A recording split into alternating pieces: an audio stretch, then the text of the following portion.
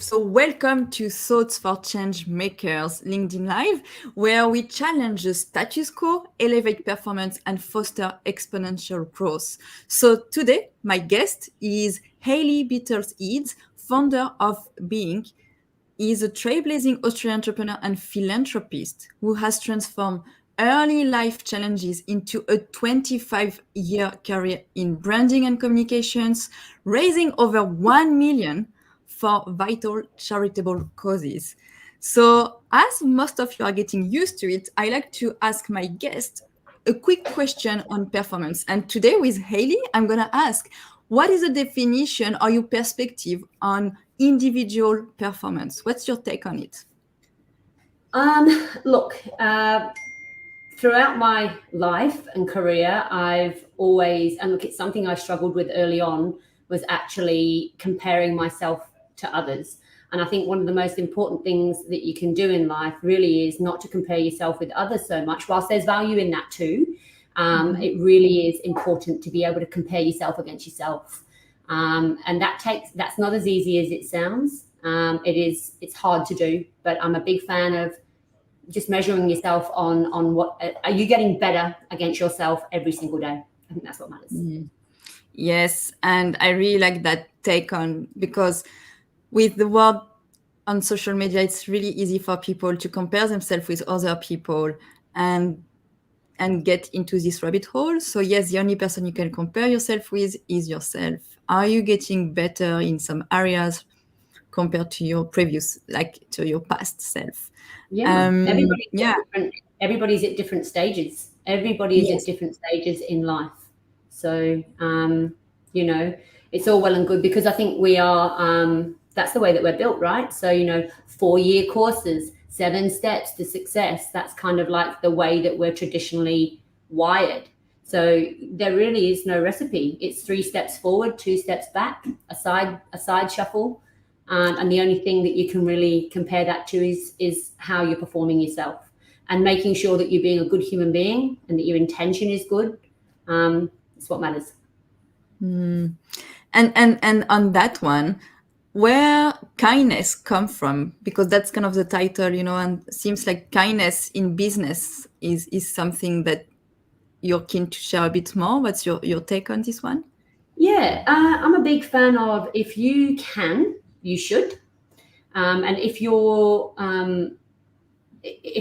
mean, obviously I've created something incredible for myself. I've been able to create multiple businesses, and I'm an early school leaver, so I sure as heck didn't learn it in school or any sort of other learning institution. My life has literally been trial and error and learning as I go. So the minute I'm able to help somebody else, in fact, most of the things that I've started has been about everybody else and trying to solve problems for everybody else. It's been very little about trying to be self-serving and fulfill a need. There are a couple of businesses where I'm like, oh, I'm struggling. But my lead was not, I need to solve this problem for myself. It was more, well, if I'm struggling, then there's other people out there that are probably struggling too. So I think I'm just wired that way. And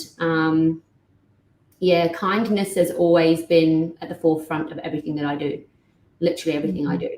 So the charitable work, everything from, raising $126,000 in 6 weeks for Project Rescue Children in relation to child trafficking and exploitation. Absolutely incredible. We did that in 2020, right at the height of COVID. So that was, I can tell you, that was not easy. Then we had, not long after that, we actually did the second one. We had to miss a year because of COVID, complete lockdown. So unfortunately, that stopped us from having the momentum there. We went on to raise a further $80,000. We've had record-breaking funds with Women's Legal Services Queensland when we assisted Eleanor Goss, who's now OAM, Eleanor Goss. Over $500,000. I think it was over $500,000. Hayley, can you explain what's OAM? Because some people might not be aware. An Order of Australia. So it's basically an accolade where somebody is given accolades for significant contribution. Yes, thank you. Yeah. So we helped. See, it's not always directly what we're doing. Our agency, beinc, that's literally what we do. Quite often we're behind some big things that happen in this country. And most of the time our clients will come and say, hey, we're doing this thing. can you help us get attention? And if it fits right and it feels good, we're the people that say, yes, we're all in. So step on from that, we did the floods, the devastating floods in Lismore. We managed to get almost $500,000 in 9 days, which is the reason why we're on this show and why I reached out and I was like, I want to talk to people about how difficult, it's not an easy thing to do, fundraising, especially during environmentally everything that's going on. The economy is not that great, and then floods and people losing things, and then asking the general public to help. It's not an easy thing, but we managed to pull it off. However, unfortunately, the government stepped in and stopped the fundraising. Now, rightly so, by the way, because my company had built a website in a day to help the flood victims.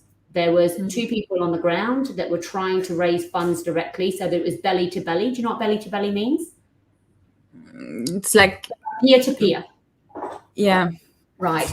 So and because it was the biggest catastrophe in Australian history to happen in that region alone anyway. I've never seen anything like it. It was like something out of a movie. I took my children down there.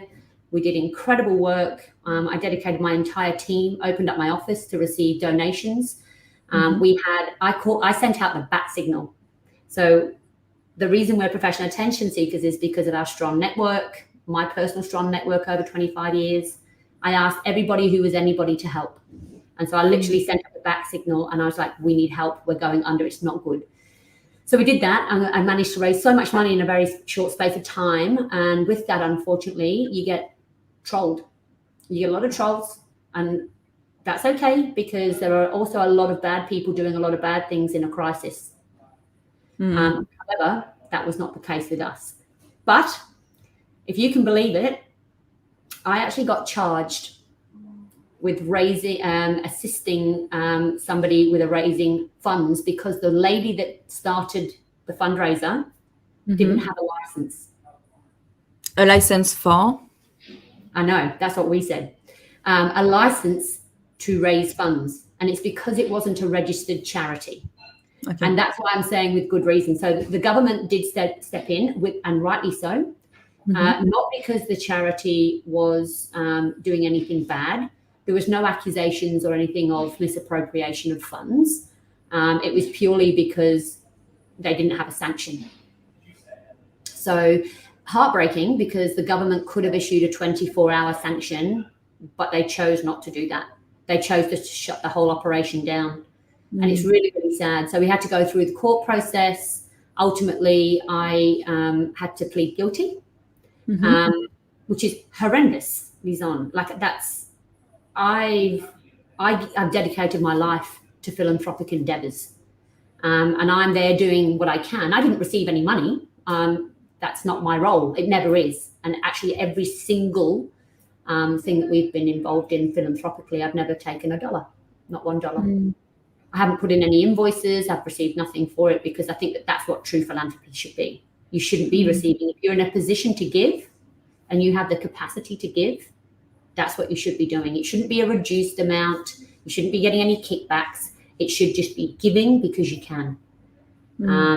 Anyway, and who, by the way, Hayley, who has inspired you to get into that path of, like, if you can give, like anything that made you start this path? Like, how come you're on that path?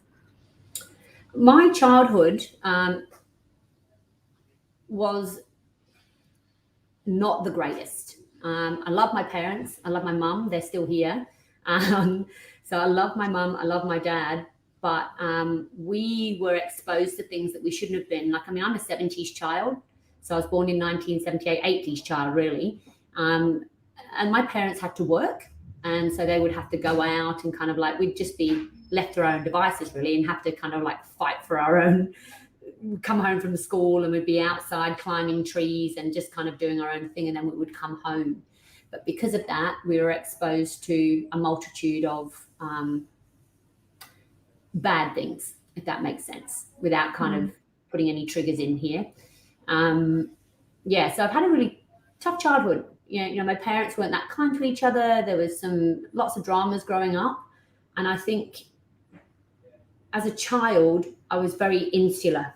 And so I kind of, everything was always very in, and I would go into problem solving internally. I'm like, if I can't solve the problems externally and help with what's going on outside in my environment, I can do things internally. And it wasn't until I got a little bit older when I was like, I can actually start to do this now and change my environment. Because it takes one person to make a decision to do something epic. Just one person. And you're only one decision away from a completely different outcome. Correct. I love that. Yeah. So yeah, it's, you know, I'm not a victim mindset. So I don't kind of carry, like, once you have an awareness, I truly believe that you can only blame your parents for so long, you know? Yeah, and then, you know, you have years and years in between. So come on. Yeah, Yes. exactly. So I've made plenty of mistakes without my parents. So, and I'm really grateful, to be honest. Like it's made me super resilient. Like I'm the person you want in a crisis, clearly. When it comes to fundraising and catastrophic events, I'm the person you want in a crisis. So, yeah. And talking about resilience,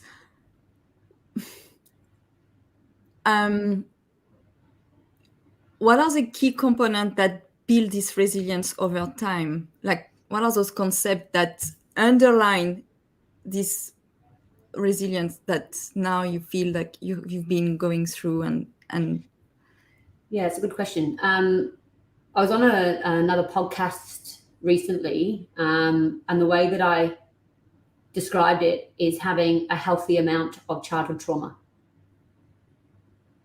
Right? So people are like, what's the right amount of childhood trauma?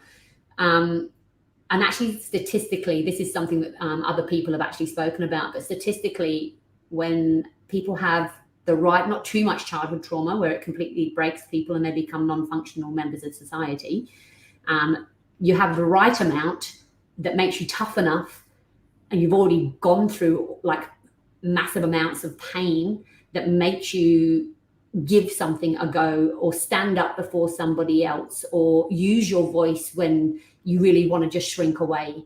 So I think the trick is the right amount of childhood trauma. And I think we should be letting our kids kind of dip their feet in mud and cross the road without using the button. I'm not advocating for that, by the way, but you know, go against the norms. You know, stop wrapping our kids up in bubble wrap. Okay, so Please don't come at me and say, lady. Yeah, it's going outside of a comfort zone, going and experiencing things that might lead to painful moments. Maybe as well, it could come later. Maybe the trauma or like the pain, the amount of pain can come later, and not maybe necessarily during the childhood. But because of the pain we are going through, that is helping to build resilience over time. Yeah, and absolutely. I have a picture in my mind. It's like, you know, seeing like two boxers in a ring. Yes. It's like you get some, and maybe you are KO for a few seconds, a few minutes, but then it's also your decision, as you say, your decision. You are one decision away from your future next beautiful outcome. That at some stage you decide whether you go back onto the ring or if you just say, okay, I'm out, and that's fine as well to be out for a few if you need recovery. But ultimately, the more punch you get into the face, maybe the more resilience you can build over time. Absolutely.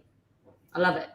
So, you know, like the idea, so then that lends the, you know, should we be looking to get punched in the face? Should we be, in seriousness, metaphorically, obviously, should we be looking to seek out failure because of the lessons? Not just the lessons, but it toughens you up. It builds that muscle. You know, if you view resilience as not something that you can just attain through being through time, purely just attain it through experiences, you can actually simulate and put yourself in stressful situations. Like having these conversations. It's not easy for me to talk about, you know, oh, I did this fundraiser once and then I got charged. That's awful. It's an awful thing to be able to kind of, it nearly broke me. And if it wasn't for the way that the judge responded, and her words were so beautiful, so beautiful. She's like, I'm going to take your guilty plea, but I want you to know that you are a kind, caring member, contributing member of society, and that what you did was clearly an incredibly professional job. And but obviously we also need the need for to make sure that it's a deterrent for people that would do the wrong thing. So I didn't let it stop me, right? Most people shrink away and go, oh no, I don't want to talk about that, you know. But if it wasn't for my other previous lessons and everything else that I've been through, pain, suffering, perhaps I wouldn't be confident to come in on live, on an interview, and have those words put together. You know, Hayley Birtles-Eades, guilty. What? It's not nice, but I'm proud. And what I said earlier, I'm proud of the work that we did. And as long as your intention is good, you know, you can't win them all. Yeah, thank you, Hayley, for sharing all of that. That's true. It's courageous. It's humble. And can we deep dive, in fact, when you said that you almost break, and so at that time, at that moment, because it's also about decisions, but also about moment.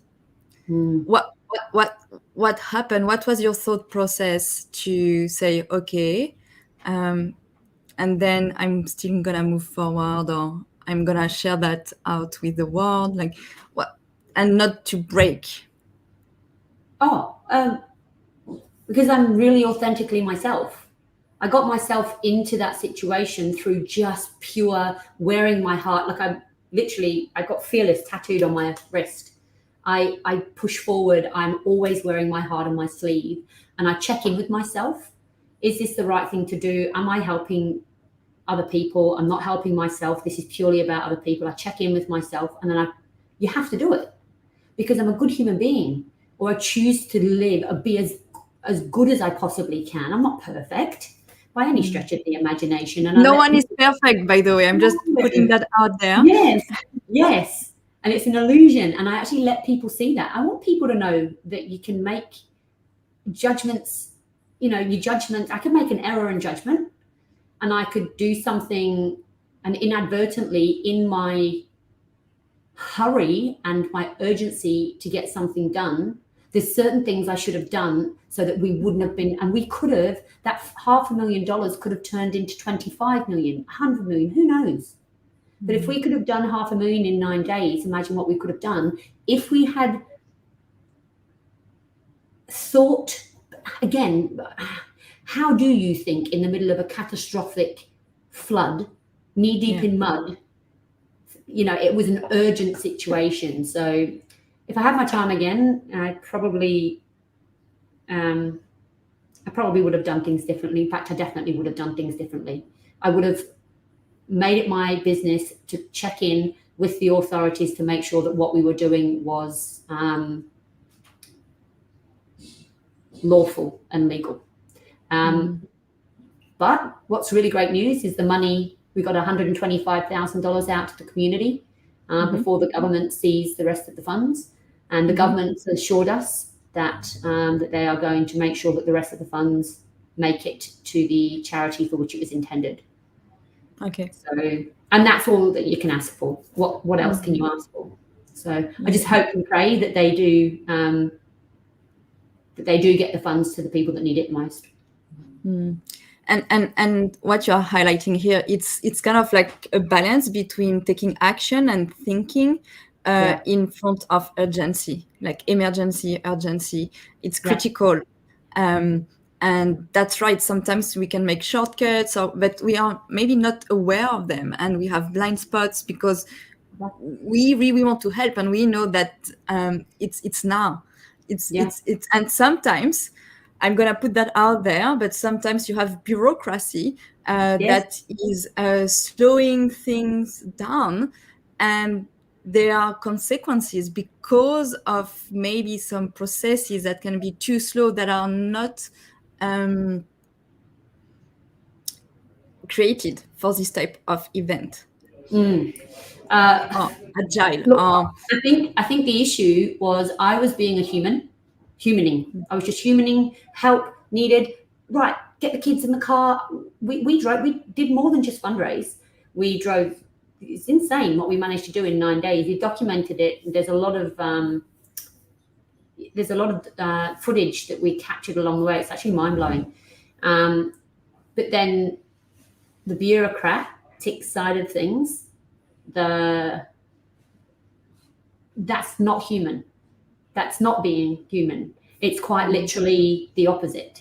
So it puts on the brakes, but I can't argue with it, because imagine if we were 3 people that had bad intention, and that we were going to take that money and go and, I don't know, spend it. Correct. Yeah. Wherever, whatever. Right. So I understand the need for it. I just think that in that particular situation, it could have been handled very differently by the government and by the authorities in that moment, especially since after the fact we found out that they could have actually given us a 24-hour emergency sanction that they chose not to do, which we're still to this day scratching our heads. Why would I don't get it. You've got 3 people that have, got incredible influence, doing a great thing. There never was any suggestion of misappropriation of funds. That was covered off very early. They're like, listen, we're not accusing you of misappropriating. You just don't have a license to do it. It's like, well, give us the license, let us go. And it just didn't work out that way, unfortunately. So they could have, but they chose not to. And that is a question that I don't have the answer to. I don't have the answer to that. Yeah. So. And that's the thing. Sometimes, we always wonder those type of questions, and we'll never get those answers. And that's a bit difficult to move forward sometimes, because we want to get those information so we can be better, well informed for the next future decision that we're gonna make. Absolutely. So they could be something to great to have. But yeah, that's not how it is. And so moving forward, Hayley, do you have any, like, if there is another crisis coming in Australia, like when you say I will do things differently, like, did you put something in place already, or what will be your... Yes. Yes. We already look. The lady who reached out to us, Dorothy Gretor-X, and said, "Hey," it was actually a connection through somebody else. Somebody else said, "Hey, this woman's doing incredible work on the ground. Can you put together a website for her?" I'm like, "Yeah, we can just be those people. We'll bring everything together, put the website together, make it easy for donations to come in." And I didn't. Normally what we have is a client agreement, like a contract. Yes. Right? A proposal. We sign it off before we do anything with every single one of our clients. It covers, because initially they were like, "Oh, you're the person that started this fundraiser." It's like, no, we were approached in a professional manner. So they thought initially that we were like part of some weird scam. And it's kind of like, well, I'm not. This is what we do for a job. It's in our tagline. We're professional attention seekers. It's what we do. Now, when the government came to my offices, and they came to the office, I was unable to provide them with that contract. Okay. However, luckily, I had everything in writing, emails backwards and forwards, where her team and herself had reached out. So I was able to kind of prove and put all of that to bed. But yeah, I've also put things inside our documentation that the checks, that whilst we will take all steps to do our due diligence and make sure that they meet legislative requirements when it comes to fundraising, ultimately the responsibility is back on the client, because I will never ever want to expose not just myself, it's my team too. Yes. I've got staff, and they rely on me as a leader, and they rely on our company to maintain its 5-star incredible rating and very good at what we do, and our reputation. And reputation is everything, because relationships are what put me in this position in the first place. I'm only able to have done what I did and achieved those types of results because of my relationships, because of my network. And if I didn't take the steps to fortify from lessons that I'd learned and mistakes I had made, I would not be a very good boss and a very good leader. And it's my responsibility to make sure that I take care of the ship that enables me to be able to help more people and to help the team help more people. So yeah, we put a lot of things in place now as a result. And the very next time somebody comes and says, will you help me? The answer will be, yes, please hold while I go and do my checks. Happy to help. Let me just go and check to make sure that we can legally help you. And that doesn't mean that we're not going to say somebody's not set up correctly. I'd be like, okay, what you're doing is great. You need to go here first and get this, and then we can help you. So Thank you. I'm generous with my information. Yes, and I'm really inspired by that, because the title is Thoughts for Change Makers, and change makers usually they get into uncomfortable places out there, and shit happen. Sorry for my French. And That's then right. Most of the people, they won't talk publicly about it. That's right. It will be hidden. But I think what you are showing us right now is true leadership. Is like, okay, we fucked up massively, and we learn from it. And now we have a system in place. We have like a checklist we go through. And I'm here as a year leader. I'm still there. I'm still there, like the bamboo, like sometimes it's hard to break. It's going there, but then it's back on track. And that you are here to lead the team, and you really want to make sure that your reputation, the trust that you've built over those years, is still intact. And yes, like you kind of everything went too fast, but no one knew about this event, and so we wanted to help. And then we did it in a very fast way, but sometimes without ticking all the boxes. Yeah, and you know what, listen, when we got to the courthouse, the prosecutors approached me. So the people that were the government, the king, approached me and said, listen, this is my job, but we've been discussing this at the office all day. And obviously she's got to run the case. But she was like, I'm absolutely disgusted. You shouldn't even be in this position. This is outrageous. It shouldn't even be a thing. And it is actually only the legislation in Queensland. And she said, nobody knew. Like, what you did was incredible.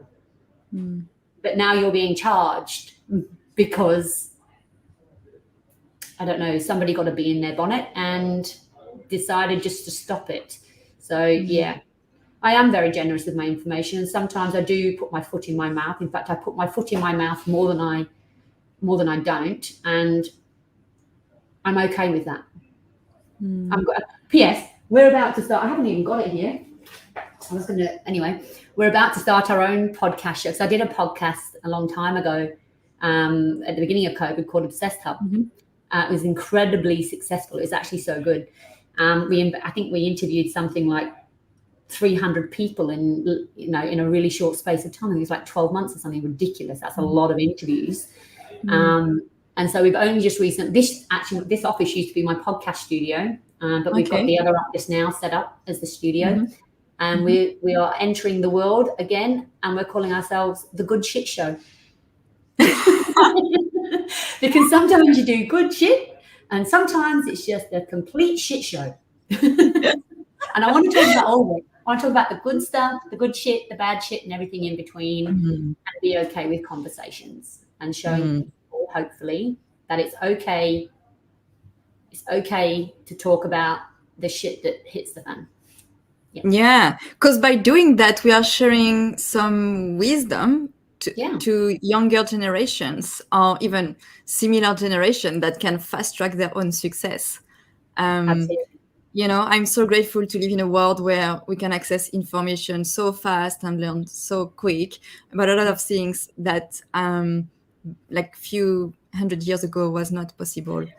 And with all those podcasts, those show, that's a way to share this wisdom around.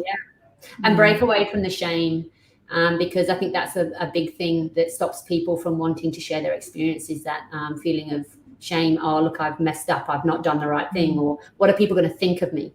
And I'm actually writing a book at the moment, and one of the things is, people say, stop trying to impress people. It's like, well, you can't, because that's actually who we are as human beings. And it's okay to impress people, but not to the point where there's a balance. When do you stop impressing people and then you get to the point of wanting to impress yourself? And I think that comes through maturity, through experience, from lots of different places. But all the things that people put on you, you should do this and you should do that, and it's kind of like, well, there's lots of shoulds, and then there's real life. And to look back to the first question about individual performance, if people feel shame and they go on with their life and their business with like this heavy shame around them, guess what's going to be their performance about? Are they going to be functioning at their full potential, making good decision? I mean, if there is the best decision that they can make at the time that they are making decision, are they going to inspire people around them? Are they going to be the best leader that they can? If they go on with this shame that is just hidden, and over time, if they don't do anything with this shame, what are the behaviors this performance, like this person is gonna share out there? It's a cancer. It's an absolute cancer. And the thing is, society has become so good at judging people and shutting down conversation that just becomes even more compounded, and it rots your core. And if you don't have a safe space or a safe place to be able to kind of like unpack and discuss things that are happening around you, it could be super small. The thing is, it's usually the small things that end up being the biggest things. So you've got to be careful who you have around you, and I think that's a big thing too. Making sure that the team that you have around you, your support system, really are there to support you. And how do you know that? Because I know, like on LinkedIn, I have lots of leaders out there. How do you know if your team is there as well, and if you can trust them? Like, do you have any thoughts on that one?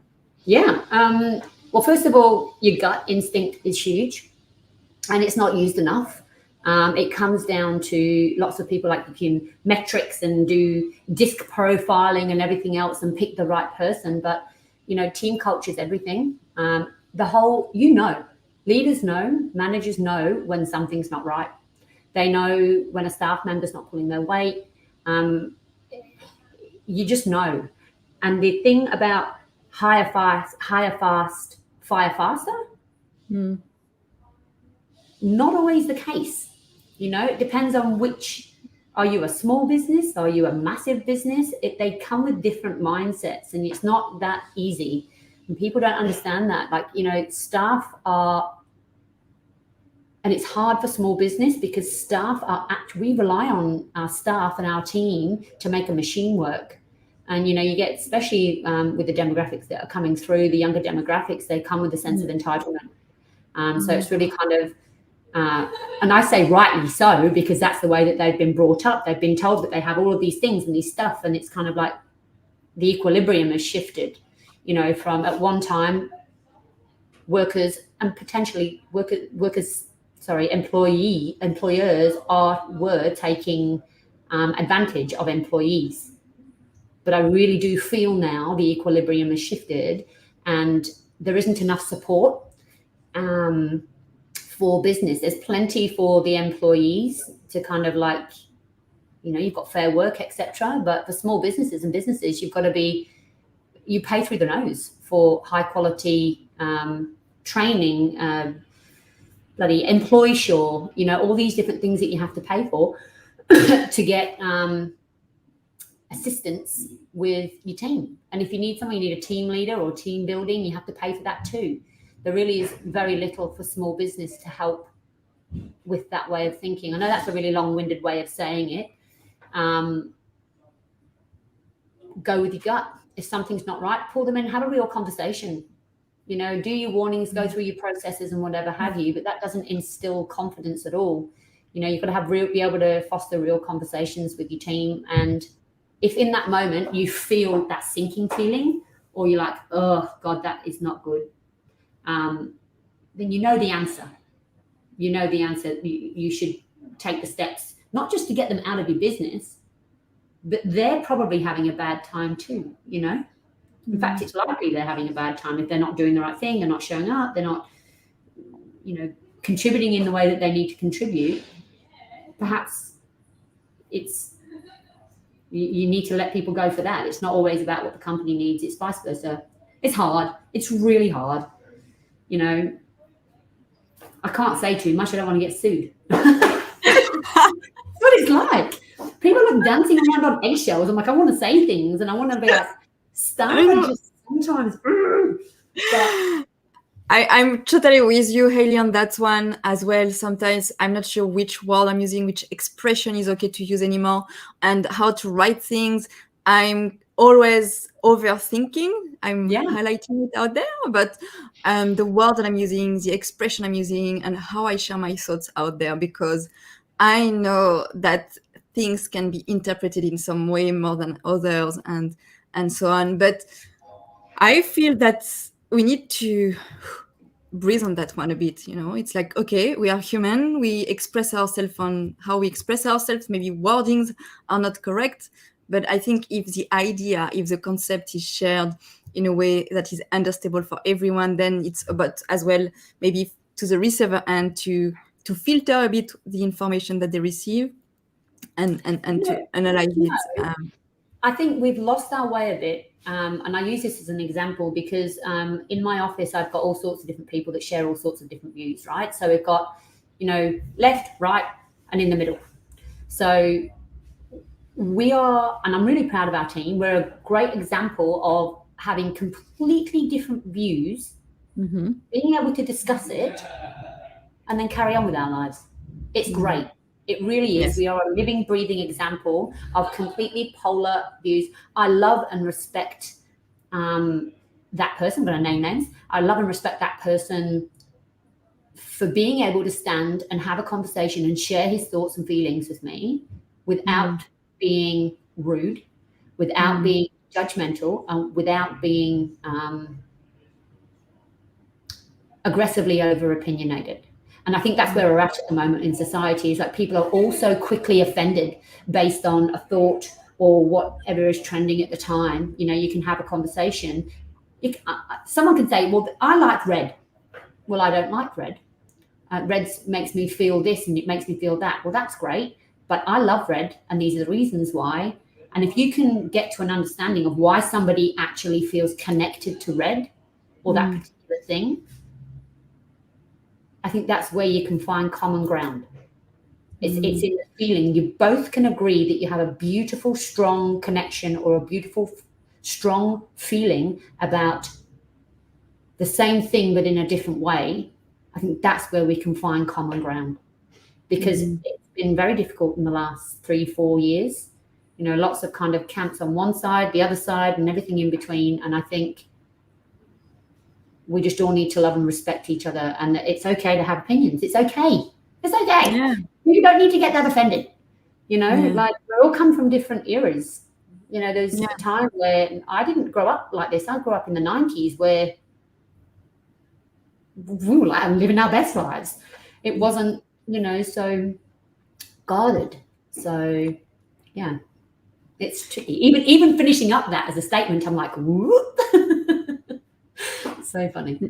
Yeah, it's about having empathy, open your mind towards different thoughts, different thought process, and maybe it can help you to have more critical thinking about your own set of beliefs, and who's been living in life with not changing their set of beliefs in some way, shape, or form, because something happened, and then they were like, maybe what I've believed just before, I might change it as well. And because you are exposing yourself to the variety of thoughts and variety of way of seeing the world, so that you can grow and not just going into your confirmation bias and feeding yourself with the exact same thoughts over and over, like eating the same breakfast each and every day for like 3 years in a row. Well, do you know what? In the age of subscription and subscribing, because that's what it is, right? We're in subscription-based modeling for business, for trends, for absolutely everything. Have you ever thought a thought or felt a feeling or had an opinion, then had an interaction or an experience or a conversation with someone, and then changed your mind? Yes, you have, as have I. And the minute that you cut off or make it really difficult for people to have conversations, you stop growing. There is no opportunity to learn. There's no opportunity to grow.